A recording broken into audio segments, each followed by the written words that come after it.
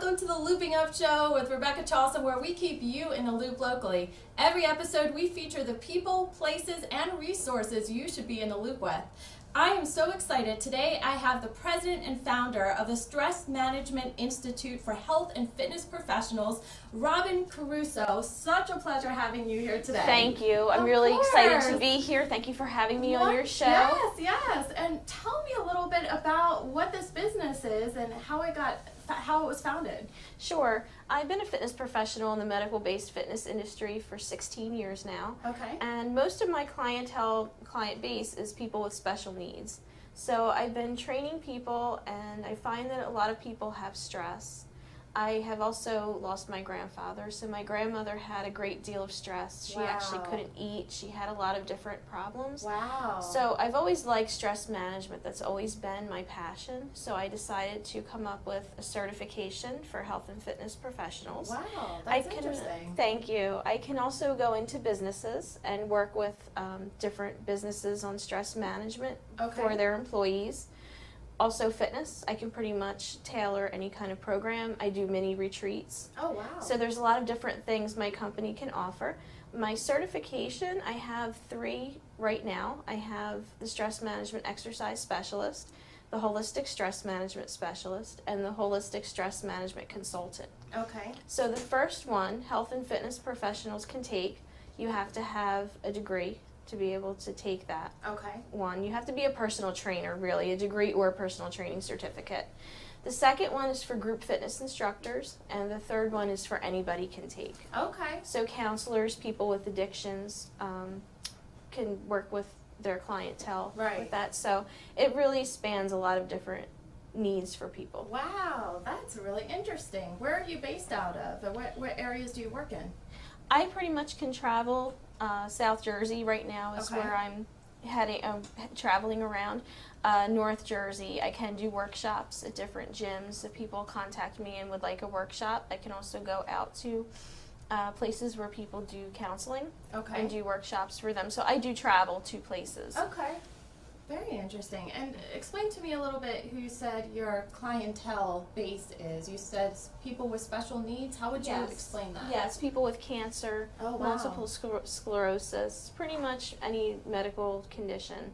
I've been working with them for 16 years. Okay. In that capacity. Wow, that's impressive. Yeah, I really like it. I really love seeing people reach their goals. Okay.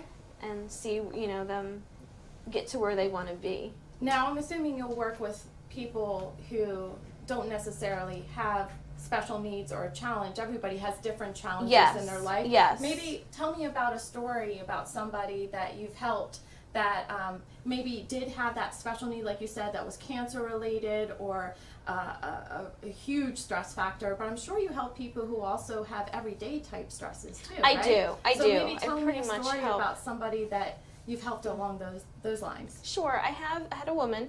She was about 60 years old. Okay. Caregiver for her husband who had cancer.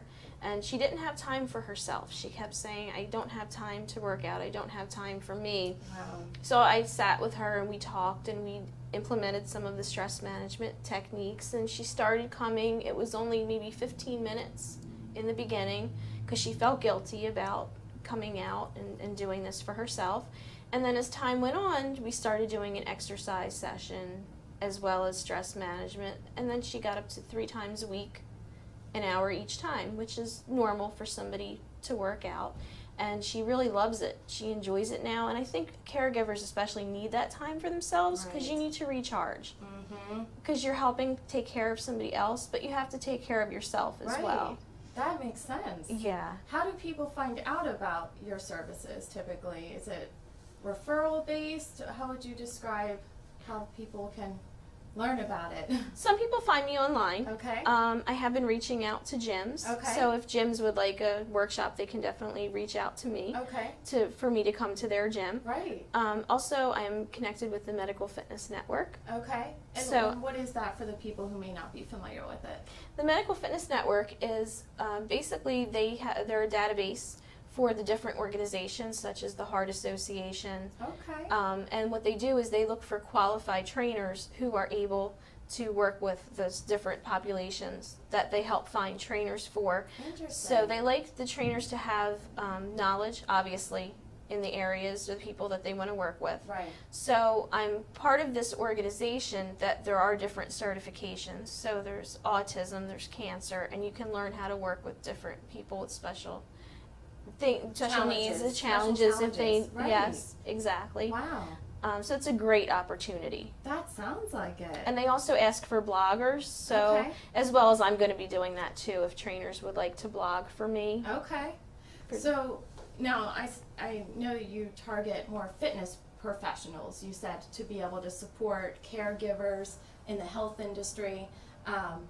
You know, when you say about people who take care of other people, I'm sure there's a lot of women and moms out there who could Yes. use this support. Do Yes. you also offer that Yes. to everyday business professionals? I maybe, who offer, could use yes, I offer this to anybody who is interested.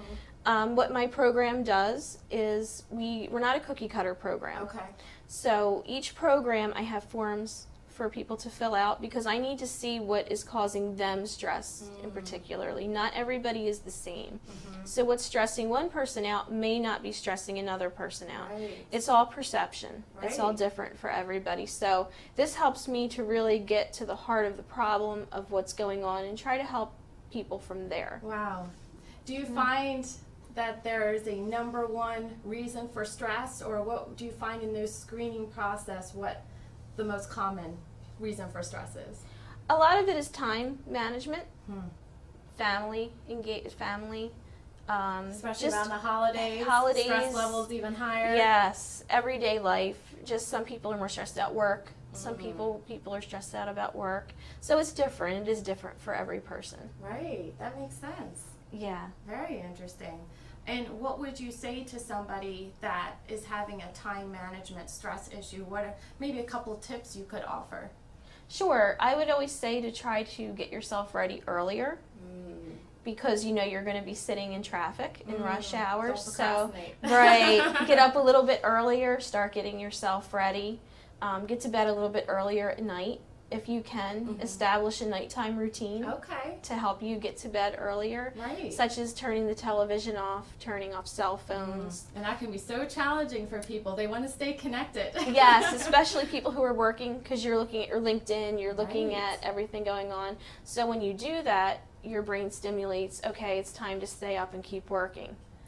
So you want to make sure that maybe 3 hours before you go to bed that everything is shut off. I love that. So give yourself Electronics. time to prepare. Yes. That's really important. What would be another tip?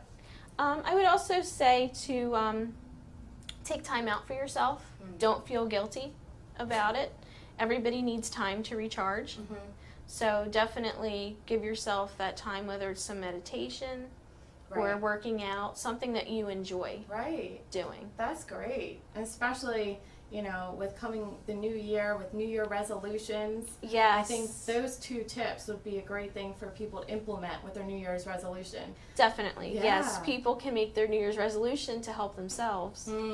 You know, even if it's just a little bit each week, start off small Right. and add a little bit more, add a little bit more. I love that. That's great. And I think society puts so much stress on people that we have a tendency not to necessarily think about ourselves when it comes to our health and well-being. And then we Yes. burn out. I'm a Yes. testimony to that. I tend to be that workaholic that works. And so I really appreciate those tips. That's Thank great. you. Thank you.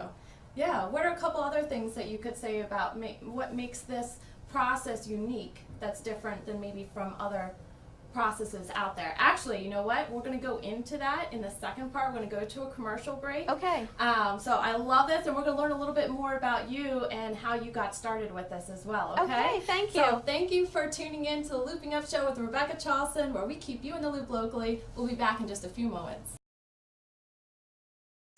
Hi, welcome back to the Looping Up Show with Rebecca Charleston, where we keep you in the loop locally. I have here today, again, we're talking with Robin Caruso. Thanks for being on the show. We're talking about the Stress Management Institute for Health and Fitness Professionals. Very interesting things that we're learning about. You gave some great tips that people can have as a takeaway to how to avoid the stress, especially going into the new year. Love those tips. Thank you. We're actually going to show on our display here some pictures that give us an inside peek about your company and what people can expect when they get when they're in the loop with you. So those are going to be coming up very shortly. Oh, here we go. We have our first picture. It looks like it's your office. Feel free if you want to. Yes, I also have a wellness center in Woodbury Okay. Heights, New Jersey. Okay.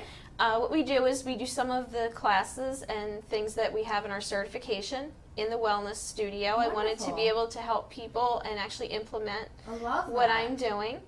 I can, we also have yoga. We have different things that we add to what I'm Okay. doing. And all of my services end with I stress see here management. some people actually practicing yoga. Yes. That picture speaks 1,000 words. People are stretching.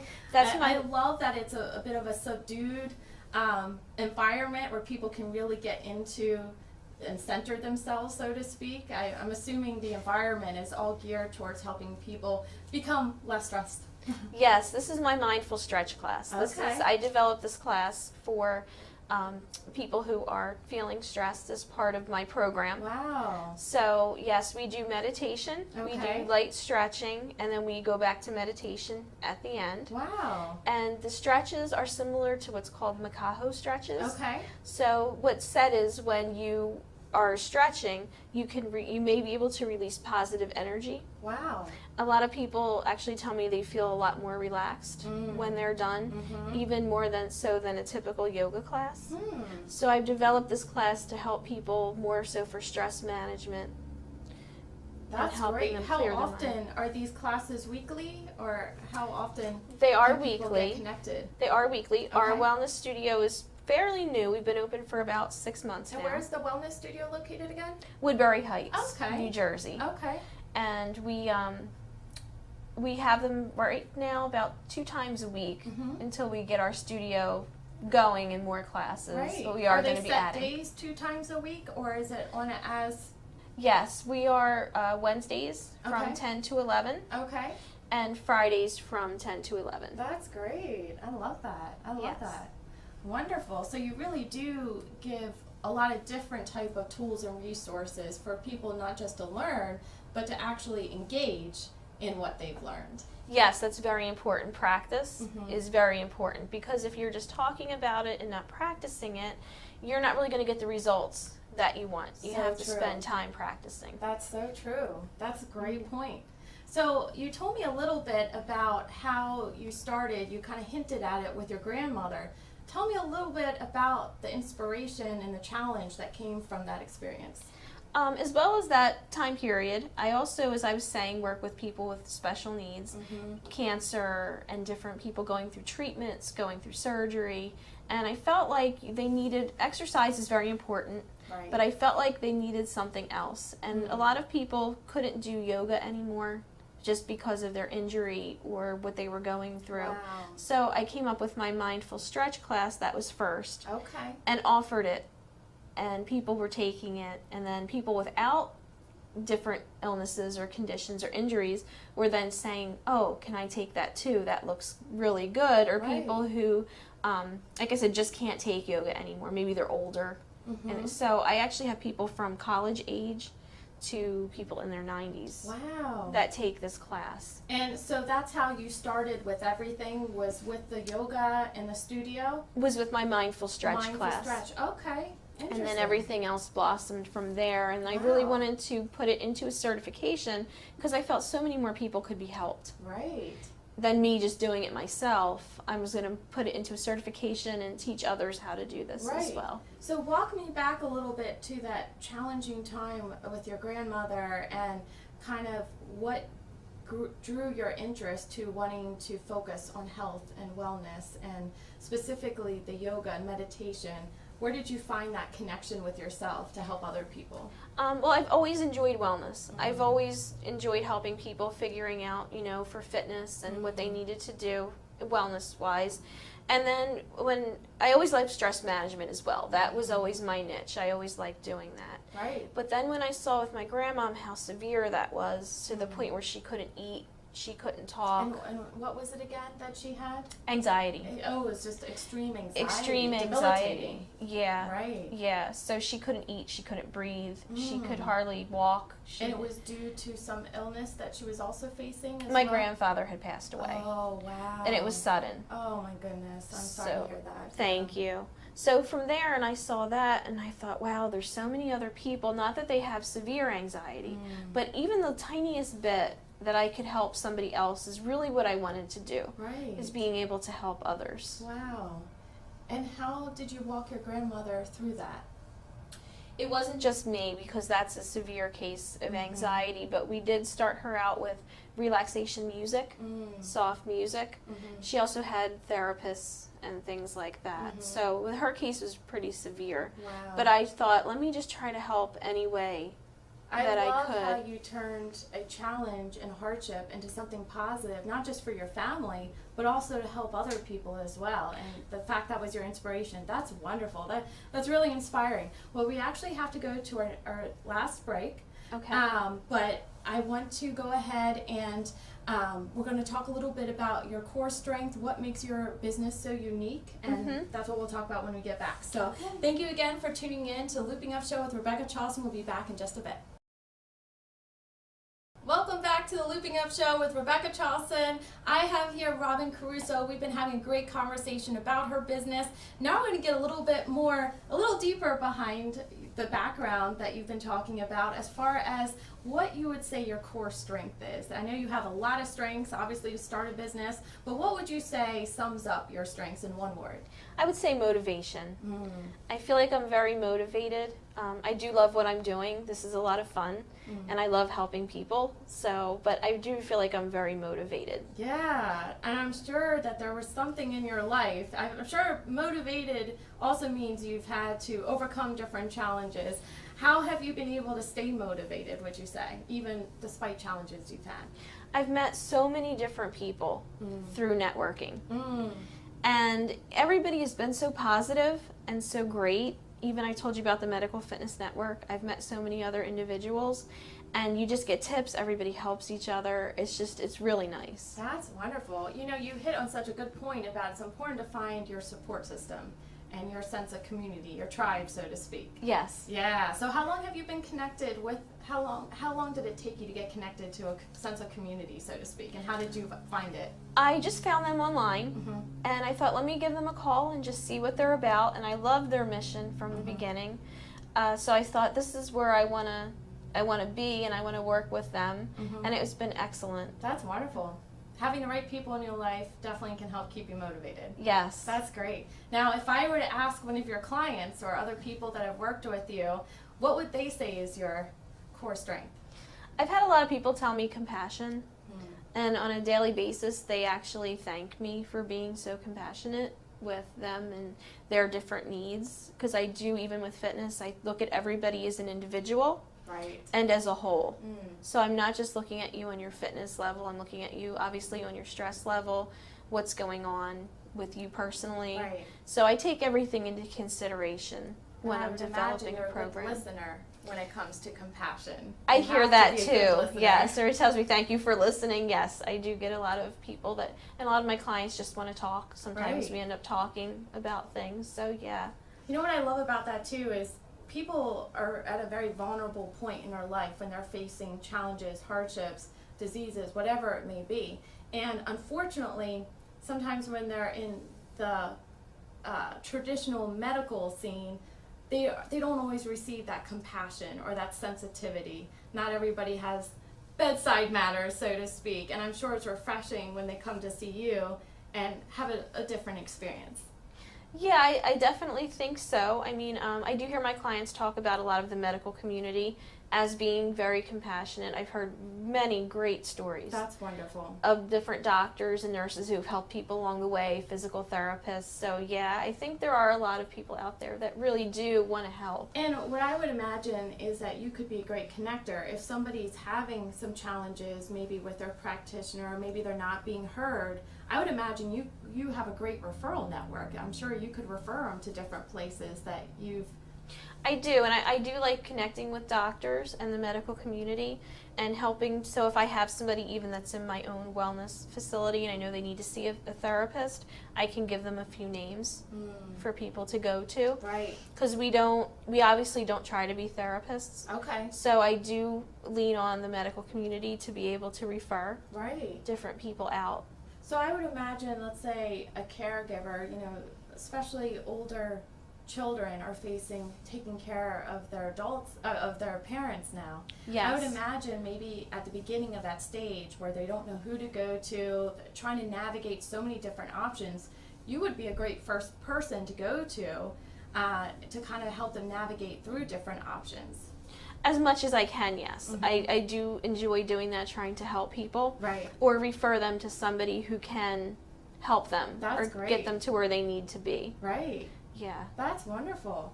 Now, how would people stay in the loop with you, so to speak? I'm assuming you have a website. What are different places that people could follow you? Yes, we have the Stress Management Institute for Health and Fitness Professionals. Our website is tsmihfp.com. My phone number is 609-636-0388. And anybody can contact me with any questions or concerns that they have, either about my program or my wellness center. I love it. That's wonderful. Thank you. Who would be a good referral partner for you? In terms of? In terms of you networking, I know obviously fitness professionals. Who are other good referral partners for you? Even the medical community. Okay. I'm starting to work now with some people with addictions. I'm trying to get into some facilities to work with them. So I'm pretty much, I like to work with anybody who needs my help. Right.